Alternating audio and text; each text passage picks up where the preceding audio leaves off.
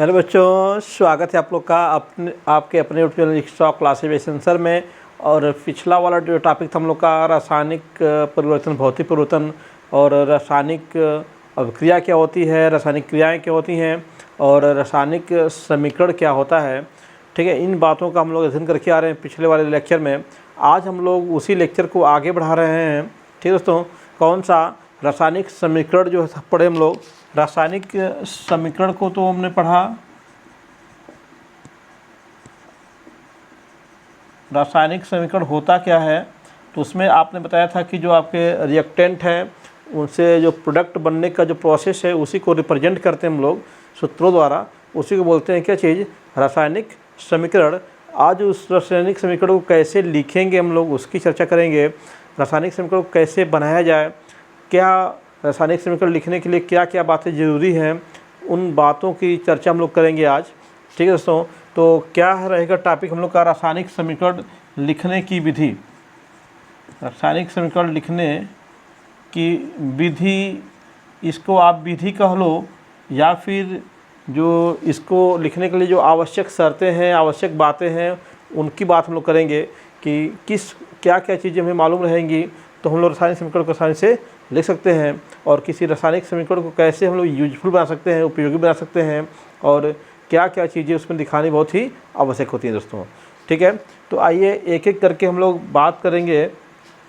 तो रासायनिक समीकरण लिखने के लिए सबसे पहली बात क्या है, रासायनिक समीकरण जब भी लिखने जाएंगे आप तो रासायनिक समीकरण में क्या लिखेंगे, रासायनिक अभिक्रिया को लिखेंगे।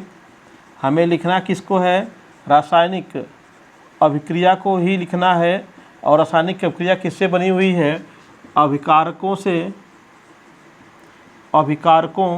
से और किससे बनी हुई है, और उत्पाद से अभिकारकों और उत्पाद से बनी हुई दोस्तों। ठीक है, तो हमें रासायनिक समीकरण लिखने के लिए हमें पहले क्या चाहिए, अभिकारकों और उत्पाद का क्या उनके नाम पता होने चाहिए। सबसे पहली बात तो ये रहे कि हमें जो भी अभिकारक हैं, अभिकारकों एवं उत्पादों का नाम क्या है, ज्ञात होना चाहिए।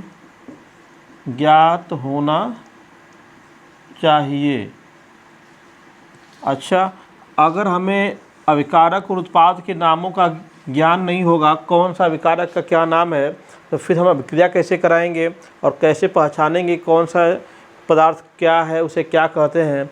तो सबसे पहले तो हमें अभिकारक और उत्पाद, अभिक्रिया में जो लोग भाग ले रहे हैं उनकी जानकारी हमें होनी चाहिए कि अभिक्रिया में कौन कौन से लोग भाग ले रहे हैं। विदाउट उनके इन्फॉर्मेशन के, विदाउट जानकारी के हम किस प्रकार से रिएक्शन कराएंगे और उनके लिए कौन सा संकेत हम लोग यूज करेंगे, वो कंफर्म नहीं होगा।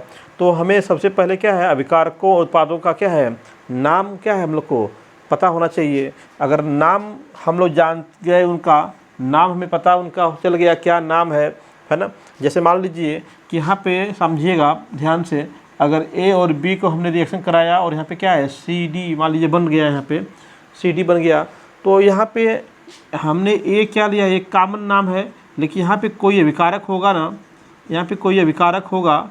अगर हमें इस अभिकारक का नाम मालूम होता, जैसे मान लो कि यहाँ पे कह दिया कि अभिकारक कौन सा है, सोडियम है। क्या है, सोडियम। अगर हमें मालूम चल गया सोडियम है तो हम वहाँ पे क्या ए लिखेंगे, बिल्कुल नहीं। हम सोडियम के लिए जानते हैं दोस्तों, सोडियम के लिए क्या सिंबल हम लोग के पास है, Na है। क्या है, Na है। अगर हमें मालूम नहीं है कि अभिकारक कौन सा है तो हम कोई जनरल अक्षर लिखते हैं जो कि एक काल्पनिक हम लोग का रासायनिक समीकरण है। अगर वास्तविक समीकरण लिखना हम लोग को है तो हमें क्या है, उस अभिकारक का नाम मालूम होना चाहिए। जैसे इस अभिकारक का नाम अगर क्या हो, सोडियम हो, तो क्या लिखेंगे यहाँ पे Na। अगर इस अभिकारक का नाम हमें पता क्या है कि ये आपका क्या है, क्लोरीन मान लीजिए है, क्या है, क्लोरीन है, तो यहाँ पे क्या लिखेंगे हम लोग, Cl। क्या लिखेंगे, Cl। और यहाँ जो उत्पाद बन रहा है, उत्पाद का नाम अगर पता हम लोग को क्या है कि अगर ये क्या है, सोडियम क्लोराइड है। क्या है, सोडियम क्लोराइड है, तो क्या लिखेंगे, NaCl। तो यहाँ पे CD लिखने की जरूरत हम लोग को नहीं है, B लिखने की जरूरत नहीं है, A लिखने की जरूरत नहीं है, क्योंकि हम लोग को A का मान मालूम चल गया है कि A क्या है, सोडियम है, B क्या है, क्लोरीन है, और आपका जो CD उत्पाद है वो क्या चीज़ है, सोडियम क्लोराइड है। ठीक है। तो हम लोग को सबसे पहले अभिकारक और उत्पाद के नामों का ज्ञान होना चाहिए। उन नामों का ज्ञान बिल्कुल ही आवश्यक है, क्योंकि बिना नामों के ज्ञान के हम उनके प्रतीक और सूत्र नहीं लिख पाएंगे दोस्तों। ठीक है, बात समझ में आ गई होगी। तो यहाँ पे देखिए दूसरा पॉइंट क्या हो गया, अभी आप समझ भी चुके हो। सबसे पहले तो आपको मालूम हो कि अभिकारकों उत्पादों का क्या नाम है, और उसके बाद जो है अभिकारकों एवं उत्पादों के प्रतीक एवं सूत्र ज्ञात होने चाहिए। प्रतीक एवं सूत्र ज्ञात होने चाहिए।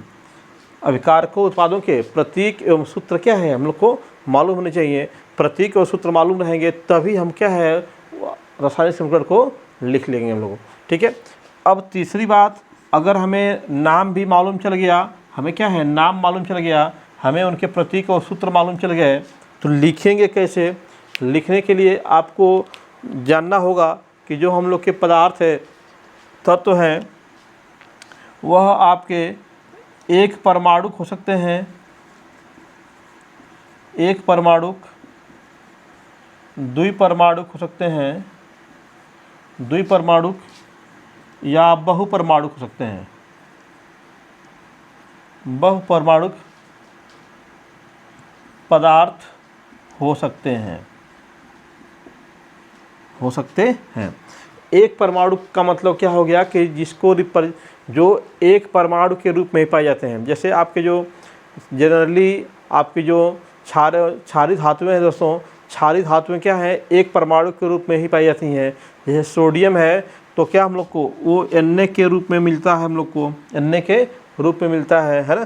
तो आपका पोटेशियम है तो K के रूप में मिलता है। तो आपका जो एक परमाणु तत्व होंगे है ना, या फिर पदार्थ होंगे, उनको एक परमाणु के रूप में ही लिखेंगे। ठीक है। और जो अन्य आपके जो पदार्थ या यौगिक होंगे उनको हमेशा क्या है आणविक रूप में लिखा जाता है। तो एक परमाणु को है ना, एक परमाणु को क्या है उसके परमाणु के रूप में, एक परमाणु को क्या करेंगे परमाणु के रूप में लिखेंगे। जैसे Na हो गया, K हो गया है ना। द्विपरमाणु जो होंगे दो परमाणु वाले, जैसे आपके H2 हो गया, N2 हो गया है ना, ये सब क्या है दो परमाणु से मिलकर बने हुए हैं। दो को हाइड्रोजन है, दो हाइड्रोजन परमाणु आपस में क्या है मिले हुए, तो H2 बन गया है। दो नाइट्रोजन मिले हैं तो N2 बन गया है। तो ये क्या है द्विपरमाणुक हैं या फिर बहुपरमाणुक हैं, तो उनके क्या है आणविक रूप में ही लिखा जाता है। तो द्विपरमाणुक हो या फिर बहुपरमाणुक हो, उनको किस रूप में लिखेंगे आणविक रूप में लिखेंगे। आणविक रूप में लिखते हैं, आणविक रूप में लिखते हैं। ठीक है। तो परमाणु के रूप में कौन, एक परमाणु जो रहेंगे उनको एक परमाणु के रूप में लिखेंगे, और जो द्विपरमाणु या बहुपरमाणु होते हैं उनको अणु के रूप में लिखते हैं दोस्तों, है ना। जैसे H2N2 द्विपरमाणु हो गए आपका, ऐसे ही Na2SO4 देखिए यहाँ पे ये क्या है, इसमें बहुपरमाणु है। ठीक है। तो यहाँ पे सोडियम क्या है दो परमाणु के रूप में आया हुआ है, लेकिन क्या है ये पूरा कंपाउंड क्या है बहुपरमाणु है। ठीक है। आपका BaSO4 हो गया, BaSO4 हो गया है ना, BaSO4 HCl हो गया है ना, ये सभी क्या है आपके बहुपरमाणु द्विपरमाणु में आ जाएंगे। तो उनको हमेशा क्या है आणविक रूप में ही उनको लिखते हैं दोस्तों। ठीक है। तो तीसरी बात ये हो गई हम लोग की। अब क्या है आपने देख लिया कि क्या क्या चीज़ें आवश्यक होंगी, तीन बातें तो मालूम चली हम लोग को। चौथी बात क्या इसमें हो जाएगी, इसको हटाते हैं, नोट कर लीजिएगा आप लोग, नोट भी करते रहिए, कलम और कापी लेकर के साथ में इसको आप नोट्स भी बनाते रहेंगे, लेक्चर के साथ साथ नोट्स भी लिखते रहिए, बेटर रहेगा आपके लिए। जो भी इसमें ज़रूरी बातें आपको मिलती हैं उनको क्या है नोट करते रहिए। अब चौथा पॉइंट देखते हैं इसको। चौथा पॉइंट क्या हम लोग को हो जाएगा, 3 पॉइंट देखा आप लोगों ने। इसमें आपकी जो रासायनिक समीकरण लिखेंगे हम लोग, तो समीकरण में जो है, समीकरण में जो आपके अभिकारक हैं, अभिकारक एवं उत्पाद की भौतिक अवस्थाओं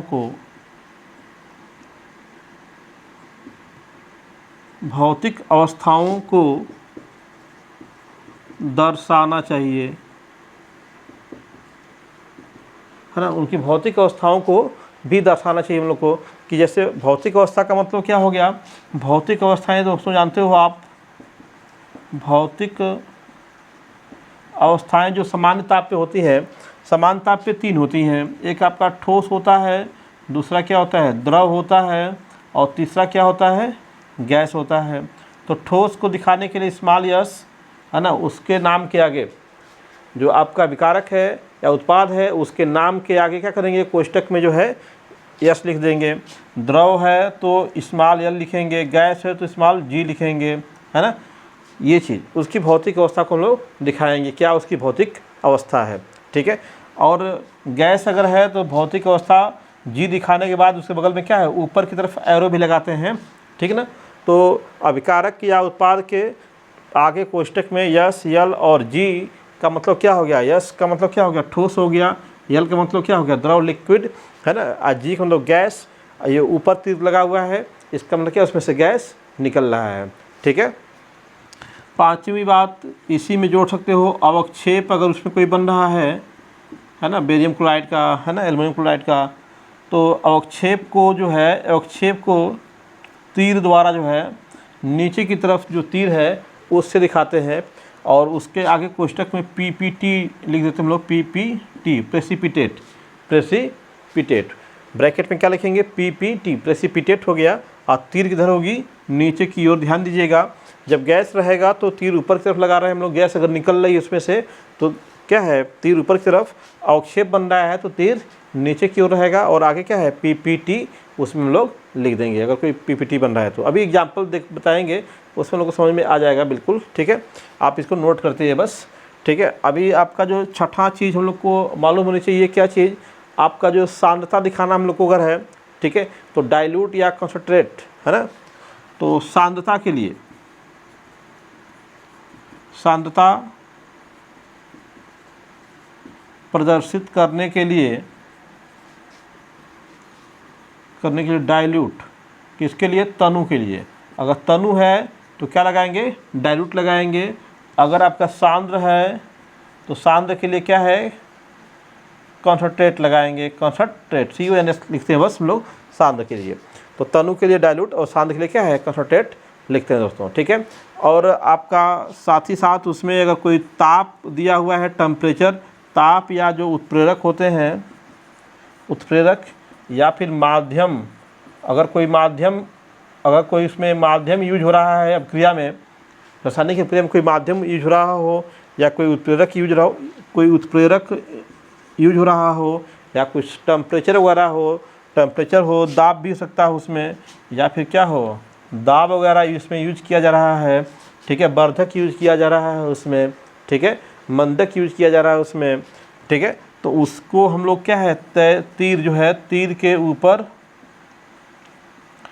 ऊपर या नीचे हम लोग क्या उसको लिख देते हैं, ठीक है। टेम्परेचर को दिखाने के लिए क्या है, ये डेल्टा का यूज करते हैं टेम्परेचर दिखाने के लिए, ठीक है। और उत्प्रेरक को हमेशा जो है बड़े कोष्टक में लिखते हैं उत्प्रेरक हम लोग, ठीक है।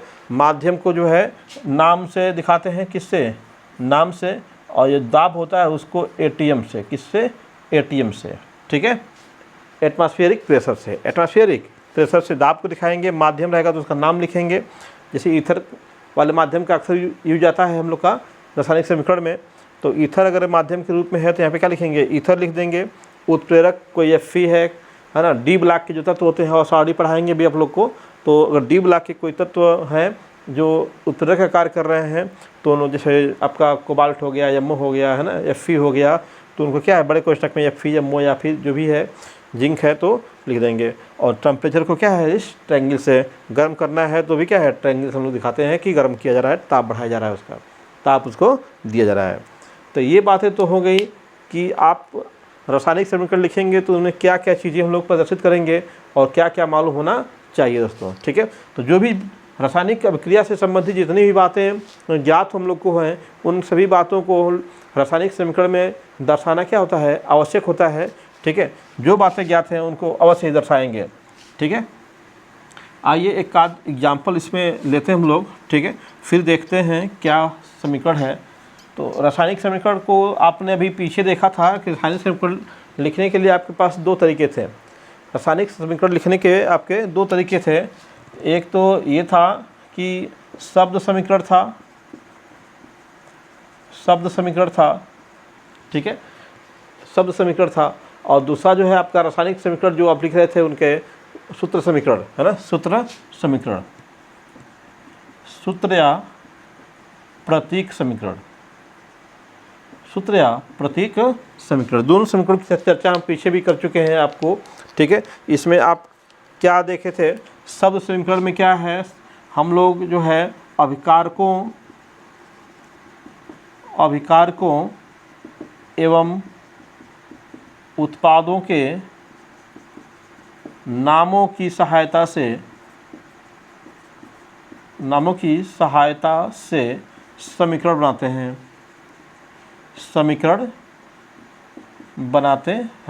है ना। शब्द समीकरण कैसे बनाएंगे, अभिकारक के उत्पादों के नामों की सहायता से क्या है, शब्द समीकरण बनता है। और यहाँ पे जो आपका है, आपका अभिकारकों एवं उत्पादों के प्रतीक या सूत्रों द्वारा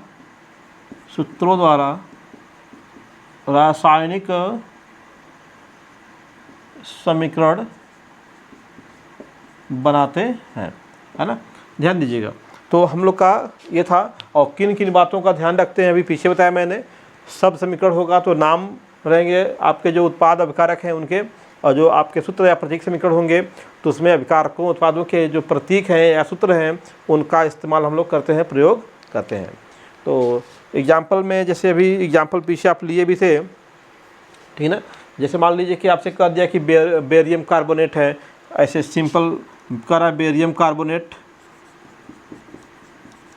बेरियम कार्बोनेट। देखो ये क्या है, नाम है ना, ये क्या है, एक नाम है अभिकारक का, ठीक है। इसके साथ एक अभिकारक और लगा हुआ है, बेरियम कार्बोनेट के साथ क्या है आपका H2SO4 सांद्र सल्फ्यूरिक अम्ल। बेरियम कार्बोनेट सांद्र सल्फ्यूरिक अम्ल के साथ, सांद्र सल्फ्यूरिक अम्ल के साथ क्रिया करके आपका क्या बनाता है, बेरियम सल्फेट का अवक्षेप देता है, बेरियम सल्फेट का अवक्षेप देता है, और साथ में आपका जल और कार्बन डाइऑक्साइड गैस बनती है ना, देता है, तथा जल एवं कार्बन डाइऑक्साइड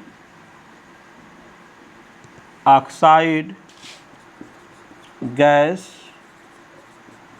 निकलती है, ठीक है। ये आपका एक रासायनिक अभिक्रिया बता दी गई आपको कि कोई रासायनिक अभिक्रिया हो रही है। अब इसमें हम लोग पहचानेंगे कौन सा हम लोग के अभिकारक हैं और कौन से उत्पाद हैं। तो जो लोग आपस में क्रिया किए होंगे, जिनके क्रिया के फलस्वरूप हम लोग को आपके नए पदार्थ बन रहे होंगे, वो क्या होंगे, अभिकारक होंगे।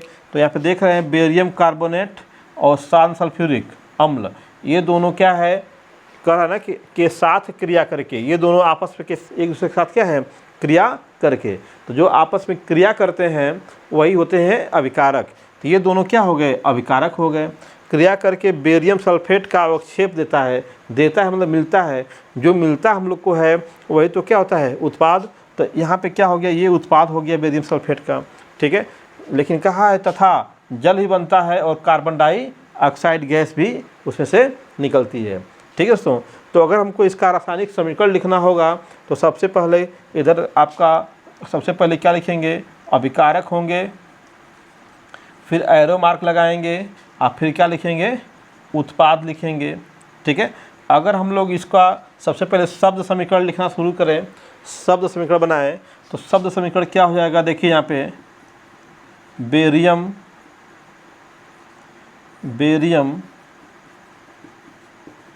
कार्बोनेट प्लस, अभिकारकों के बीच में प्लस लगाते हैं, ठीक है ना, बेरियम कार्बोनेट प्लस सांद्र सल्फ्यूरिक अम्ल। तो यहाँ लिख दिया मैंने सांद्र सल्फ्यूरिक सल्फ्यूरिक अम्ल, ये दोनों आपस में क्रिया किए, अभिकारक हो गए। उत्पाद में क्या बना हम लोग का, करा है कि बेरियम सल्फेट का अवक्षेप, तो यहाँ बन जाएगा हम लोग का क्या, बेरियम सल्फेट। बेरियम सल्फेट का अवक्षेप है, तो अवक्षेप के लिए तीर नीचे की तरफ दिखाते हैं, तो ये तीर हो गई नीचे की तरफ हम लोग का बेरियम सल्फेट। और क्या बनता है, जल बनता है, तो प्लस क्या हो गया यहाँ पे, जल हो गया, अब प्लस आपका कार्बन डाइऑक्साइड गैस निकलती है, तो प्लस यहाँ पे क्या हो जाएगी, कार्बन डाइऑक्साइड। कार्बन डाइऑक्साइड क्या हो गई, गैस बाहर निकल रही है, तो कार्बन डाइऑक्साइड गैस क्या है, बाहर निकलती है। ठीक है, तो ये चीज़ें आपका क्या दिखा रही हैं, शब्द समीकरण को, क्या दिखा रही हैं, शब्द समीकरण को दिखाया जा गया इस वाले समीकरण से। अगर इसको हम सूत्र या प्रतीक समीकरण से दिखाएं, तो बेरियम कार्बोनेट का हमें क्या मालूम होना चाहिए, उसका प्रतीक या सूत्र मालूम होना चाहिए। ठीक है, तो अभी हम जब आपको थोड़ा सा बैलेंसी के बारे में बताएंगे, तो वहाँ पे सिखाएंगे आपको कि किस प्रकार से किसी यौगिक का जो अणुसूत्र है वो भी कैसे बनाते हैं, कैसे फॉर्म करते हैं, है ना। तो हम लोग अभी आगे उसको पढ़ेंगे। फिलहाल यहाँ पे बेरियम कार्बोनेट आपने सुन लिया, तो बेरियम कार्बोनेट का मतलब क्या हो गया, BaCO3 बेरियम कार्बोनेट। ठीक है, अब क्या है, सांद्र सल्फ्यूरिक अम्ल है।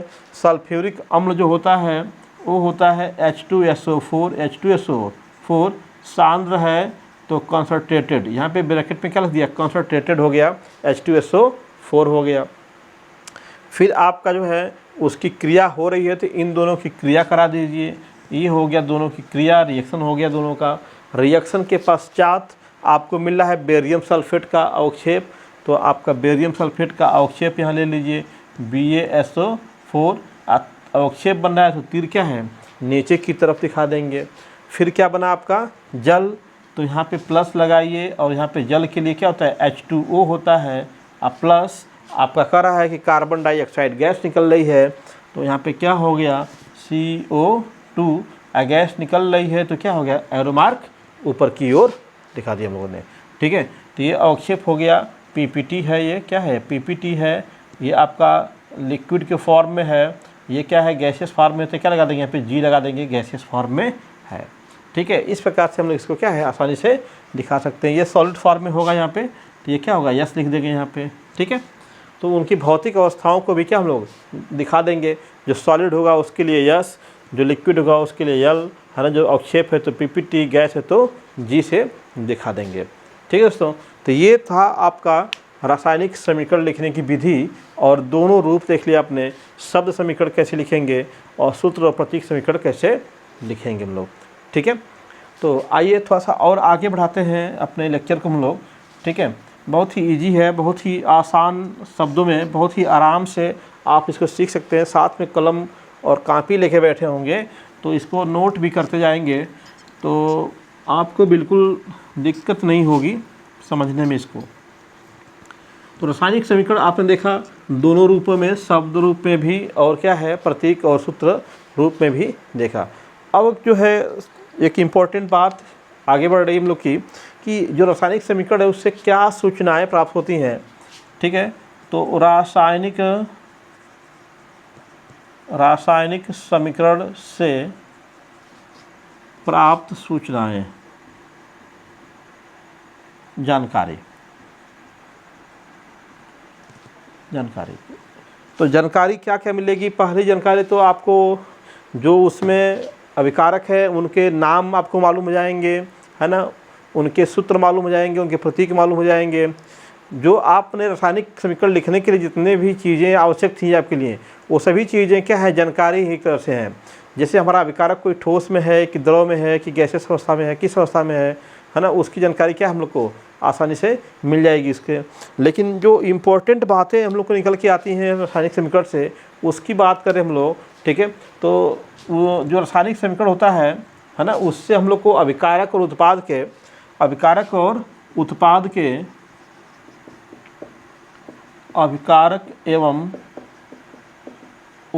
के अणुओं की संख्या का ज्ञान होता है। ज्ञान होता है। कब?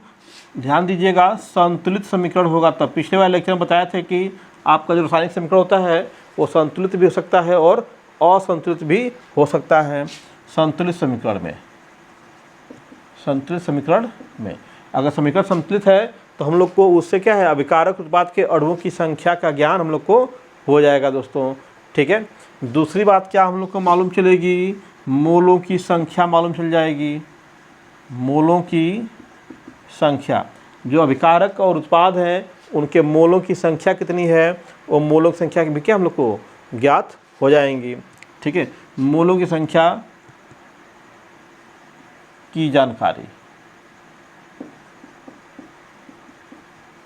ठीक है। तीसरी जानकारी क्या मिलेगी हम लोग को उससे, जो उसका द्रव्यमान संबंध है ना, अभिकारक उत्पाद का, वो मिल जाएगा हम लोग को। यानी कि उसके द्रव्यमान एवं द्रव्यमान आयतन संबंध। आइए देखिए, एक इक्वेशन लिखा हम लोगों ने, केमिकल इक्वेशन, और इस इक्वेशन से मिलने वाली जानकारियों को हम लोग पहले देखते हैं क्या क्या जानकारी इससे हम लोग निकाल सकते हैं, क्या क्या जानकारी इससे प्राप्त होती है हम लोग को। तो सबसे पहले तो हम लोग देखेंगे इसका जो नाम है, नाम क्या होगा, नाम हम लोग पता लगाएंगे इससे क्या क्या इनके नाम है। जैसे भी हम लोगों ने देखा पीछे कि आप एक रासायनिक समीकरण से अभिकारक उत्पाद के अणुओं की संख्या का ज्ञान होता है, उनके नामों का ज्ञान होता है ना, और उनके जो भार आयतन संबंध है उनका ज्ञान होता है, मोलों की संख्या ज्ञान होता है ना। तो आइए इसका नाम की बात करेंगे आप, तो ये क्या हो जाएगा, सिंपल इसका नाम है कैल्शियम कार्बोनेट।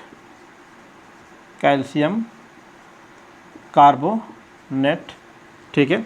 और इसका बात करेंगे तो क्या है, हाइड्रोक्लोरिक अम्ल है, ये हाइड्रोक्लोरिक अम्ल है। ठीक है। कुछ इम्पोर्टेंट जो यौगिक हैं उनके नामों की एक श्रेणी बना करके उनका एक वीडियो अपलोड किया है, आप उसको देख सकते हैं।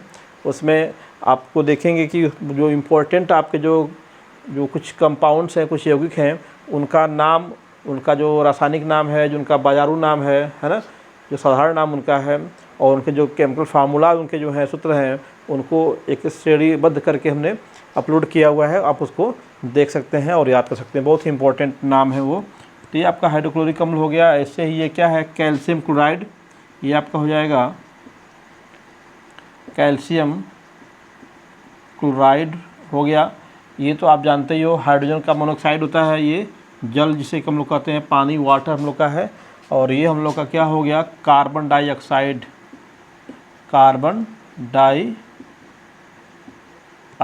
ये गैस है आपका, निकल रही है। ठीक है ना। तो ये आपका नाम हो गया। सबसे पहले तो नाम जानेंगे हम लोग। अब हम लोग देखेंगे उसका अणुभार। क्या देखेंगे, अणुभार। तो अणुभार को देखने से पहले अणुभार के बारे में थोड़ा सा जानकारी निकाल लीजिए। अणु आप जानते हो दोस्तों, अणु क्या होता है, अणु क्या है, परमाणुओं का समूह है, परमाणुओं का समूह ना। परमाणु जब आपस में जुड़ते हैं तो क्या होता है, अणु का निर्माण होता है। ठीक है। तो जब अणुभार निकालना होता है तो अणु में आए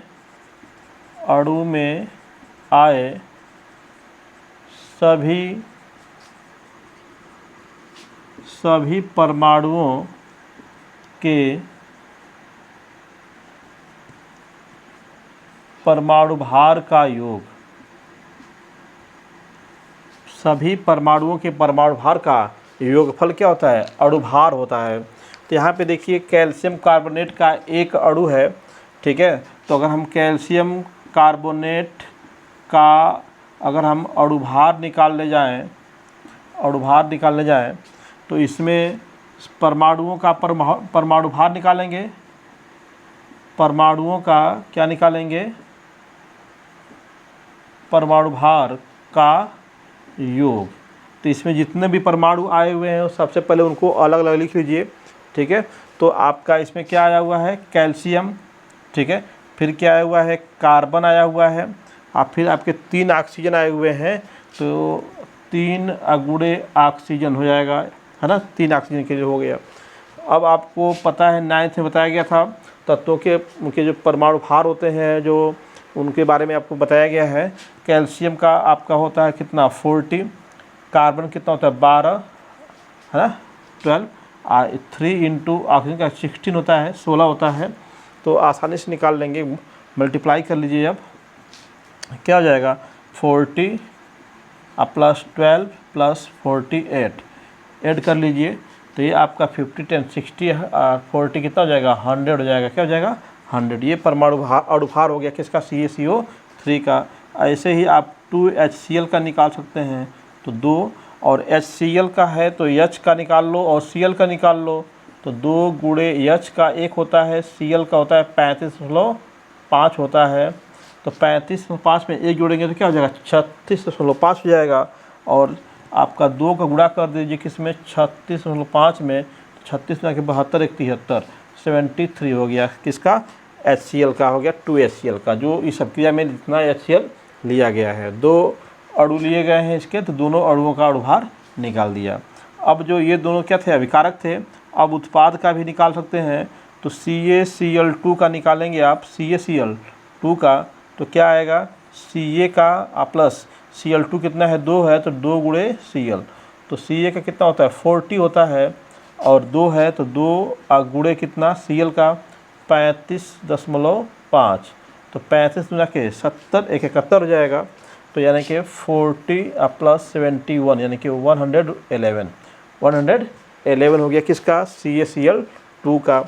H2O का भी निकाल लीजिए, यहीं पे H2O का निकालेंगे तो 2 गो हाइड्रोजन आपके हैं प्लस 1 गो क्या है ऑक्सीजन है, तो 2 गुणे 1 हाइड्रोजन का 1 होता है और ये आपका ऑक्सीजन है, तो ऑक्सीजन का कितना होता है 16, तो 16 2 आधन 16 बराबर क्या हो जाएगा 18 हो जाएगा।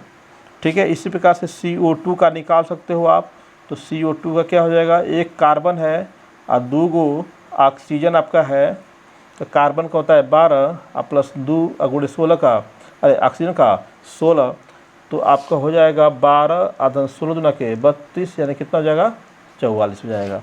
ठीक है, तो आपने देखा यहाँ पे किसका किसका निकाल लिया, आपने अभिकारकों का निकाल लिया दोनों का, फिर उत्पादों का निकाल लिया CaCl2 का, H2O का और CO2 का।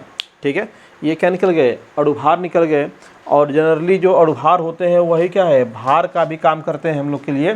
ठीक है, सामान्य विक्रियाओं में जो अणुभार होते हैं वही क्या होते हैं उनके भार भी हम लोग वही लेते हैं हम लोग। यानी कि आपसे पूछा जाए तो CaCO3 का भार क्या हो जाएगा, तो कितना 100 ग्राम में ले लिया हम लोगों ने।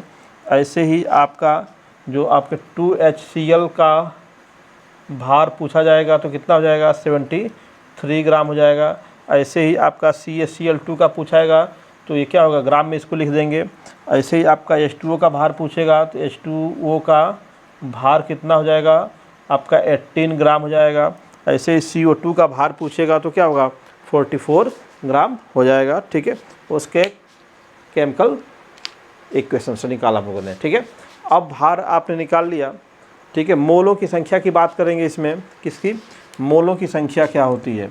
तो मोलों की जो संख्या होती है, मोलों की संख्या के लिए फार्मूला होता है हम लोग के लिए भार बटे अणुभार, भार बटे अणुभार। लेकिन जब भार दिया रहेगा और अणुभार दिया रहेगा तो उसकी सहायता से क्या हम लोग मोलों की संख्या निकाल सकते हैं। तो उसके अकॉर्डिंग हम लोग जब देखेंगे तो यहाँ पे इस समीकरण में हम लोग भार और अणुभार की सहायता से नहीं निकालेंगे, हम केवल जो है समीकरण को देख के निकालना सीखेंगे। तो समीकरण में जो उसके अणुओं की संख्या होती है वही होती है उसके मोलों की संख्या। जैसे आपका CaCO3 के मोल की बात करेंगे कितना हो जाएगा 1 हो जाएगा।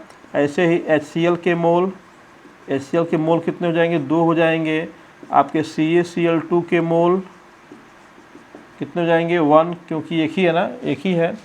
जो उसके रस समीकरण मिति गुणांक होते हैं, है ना, जो रस समीकरण मिति गुणांक होते हैं समीकरण में वही होते हैं उसके मोलों की संख्या हो जाते हैं। ऐसे ही आप CO2 की बात कर लोगे, CO2 की बात करोगे कितने मोल है 1 मोल, कितने मोल है 1 मोल।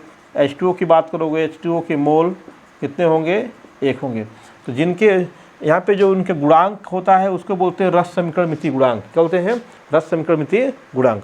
जो रस समीकरण मिति गुणांक होता है उसी को हम लोग बोलते हैं उसके मोलों की संख्या यहाँ पे। ठीक। ठीक है। तो ये उसके कुछ मोलों की संख्या हो गई। अब हम लोग आयतन निकालना देखेंगे, कैसे उसका आयतन निकाल सकते हैं। तो यहाँ पे आयतन निकालने के लिए हम लोग जो गैस होंगी उन्हीं गैसों का ही क्या निकालेंगे, आयतन निकालेंगे। तो गैसों का आयतन निकालने के लिए हम लोग के पास एक सिंपल सा फार्मूला है, ठीक है दोस्तों। ये 10th लेवल के हिसाब से ही बता रहे हैं आपको, ठीक है। बिल्कुल डिटेल हम लोग नहीं जा रहे हैं कि किस प्रकार से मोलक संख्या निकालना है, किस प्रकार से भार और भार, है ना। सिंपल जो आपका 10th का लेवल है उसी के अकॉर्डिंग आपको बताया जा रहा है यहाँ पे, ठीक है। आपको डीप जानना है तो आपको मोलों की संख्या के लिए, तुल्यांकी भार के लिए, अणुभार के लिए सब पे वीडियो अपलोड किया हुआ है। आप वहाँ जा कर के है उनको देख करके आप बिल्कुल समझ सकते हैं तुल्यांकी भार कैसे निकालेंगे, अणुभार कैसे निकालेंगे, मोलों की संख्या क्या होती है, कैसे उसको ज्ञात कर सकते हैं, मोल प्रभाज क्या होता है, सबके लिए वीडियो अपलोड है।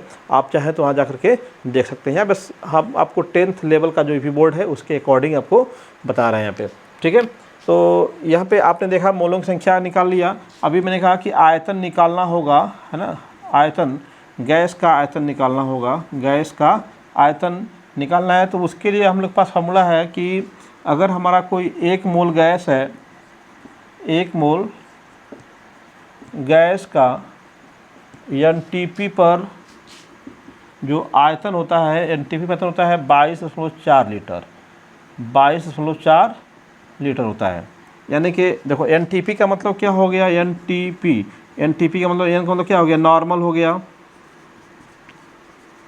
नॉर्मल। टी का मतलब क्या हो गया, टेम्परेचर, टेम्परेचर हो गया। अब पी का मतलब क्या हो गया, प्रेशर हो गया, प्रेशर, ठीक है। तो normal temperature and pressure, normal temperature pressure पे 1 मोल जो गैस होगा, 1 मोल गैस का जो आयतन है वो कितना होता है, 22.4 लीटर होता है, 22.4 लीटर। तो हम लोग का जो कार्बन डाइऑक्साइड के मोलों की संख्या CO2 के मोलों की संख्या कितनी है, 1 मोल है। तो CO2 का आयतन कितना होगा, CO2 का आयतन कितना होगा, क्योंकि 1 मोल का आयतन कितना है, 22.4 लीटर है। तो CO2 भी तो 1 ही मोल है, तो उसका आयतन कितना हो जाएगा, 22.4 लीटर हो जाएगा। अगर इसके 2 मोल रहते हैं तो 2 से मल्टीप्लाई कर देते हैं इसका 22.4 में। जितने मोल रहेंगे क्या करेंगे, मोल से 22.4 में क्या करेंगे, मल्टीप्लाई कर देंगे।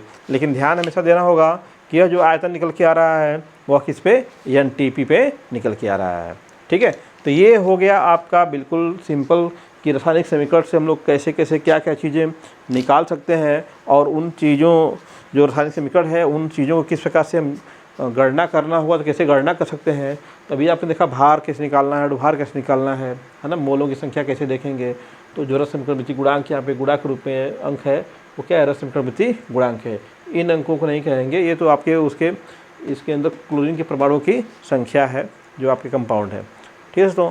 तो ये आपका इस वीडियो में हम लोग केवल स्टडी है कि रासायनिक समीकरण लिखने की विधि क्या है और रासायनिक समीकरण से क्या हम लोग को सूचनाएं प्राप्त होती हैं, उन सूचनाओं को कैसे निकालेंगे हम लोग, ठीक है। और नेक्स्ट वीडियो में हम लोग देखेंगे कि रासायनिक समीकरण जो है संतुलित और असंतुलित दोनों प्रकार का होता है। तो जो अगर रासायनिक समीकरण असंतुलित है तो उसको संतुलित कैसे करेंगे, और बिल्कुल ही आसान तरीके बताएंगे आपको। उसकी सहायता से बिल्कुल आप बिल्कुल जो हिट एंड ट्रायल मेथड है उसके अलावा भी एक तरीका बताएंगे जिससे समीकरण को आप आसानी से क्या है, संतुलित कर सकते हैं, ठीक है दोस्तों। तो मिलते हैं फिर नेक्स्ट क्लास में, तब तक के लिए धन्यवाद।